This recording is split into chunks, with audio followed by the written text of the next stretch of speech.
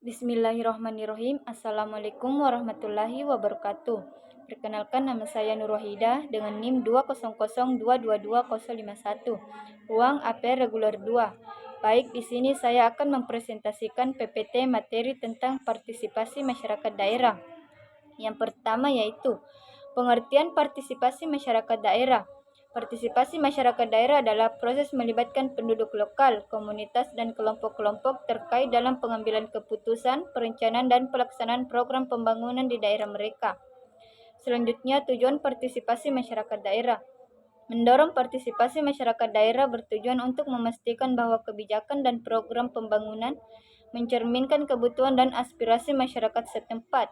Partisipasi juga meningkatkan pemahaman dan dukungan masyarakat terhadap proses pembangunan, serta meningkatkan akuntabilitas dan transparansi dalam pengambilan keputusan. Selanjutnya, bentuk partisipasi masyarakat daerah.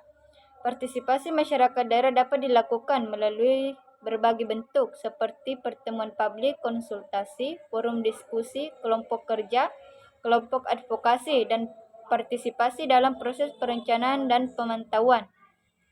Selanjutnya, manfaat partisipasi masyarakat daerah. Yang pertama, meningkatkan akuntabilitas dan transparansi dalam pengambilan keputusan pembangunan.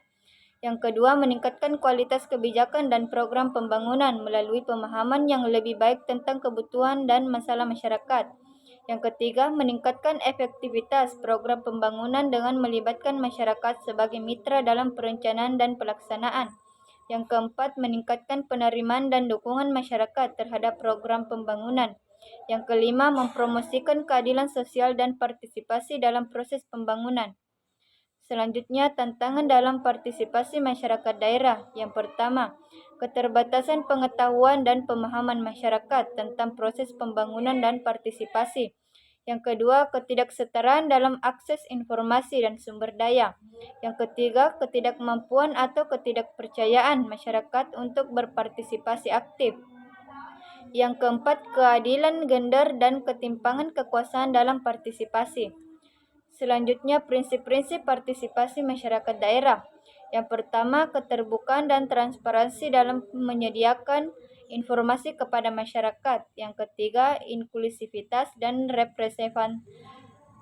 representativitas dalam melibatkan berbagai kelompok masyarakat. Yang ketiga, tanggung jawab bersama antara pemerintah daerah dan masyarakat dalam pengambilan keputusan dan pelaksanaan program pembangunan. Yang keempat, pembangunan kapasitas masyarakat untuk berpartisipasi secara efektif. Yang kelima, keadilan dan non-diskriminasi dalam partisipasi. Selanjutnya, peran pemerintah daerah dalam mendorong partisipasi masyarakat. Pemerintah daerah memiliki peran penting dalam mendorong partisipasi masyarakat, seperti menciptakan mekanisme dan platform yang memungkinkan partisipasi, memberikan akses informasi yang mudah, dan melibatkan masyarakat dalam proses perencanaan dan pengambilan keputusan. Selanjutnya, peran organisasi masyarakat sipil dalam partisipasi masyarakat daerah. Organisasi masyarakat sipil memiliki peran penting dalam memobilisasi masyarakat, memberikan pelatihan dan pendampingan, serta mengadvokasi kepentingan masyarakat dalam proses pembangunan daerah. Selanjutnya, partisipasi masyarakat daerah dalam perencanaan pembangunan. Partisipasi masyarakat daerah dalam perencanaan pembangunan melibatkan mereka dalam merumuskan rencana, menentukan prioritas pembangunan, dan memonitor pelaksanaannya. Masyarakat dapat memberikan masukan, aspirasi, dan penilaian terhadap rencana program pembangunan, sehingga lebih relevan dengan kebutuhan dan harapan mereka.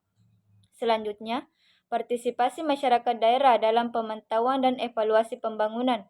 Partisipasi masyarakat daerah dalam pemantauan dan evaluasi pembangunan membantu dalam mengevaluasi kinerja program pembangunan, memantau penggunaan dana publik, dan menyampaikan masukan terkait perbaikan yang perlu dilakukan. Masyarakat dapat menjadi pengawas independen dan memastikan akuntabilitas dalam pelaksanaan program pembangunan. Itulah presentasi dari saya. Lebih dan kurangnya mohon dimaafkan. Assalamualaikum warahmatullahi wabarakatuh.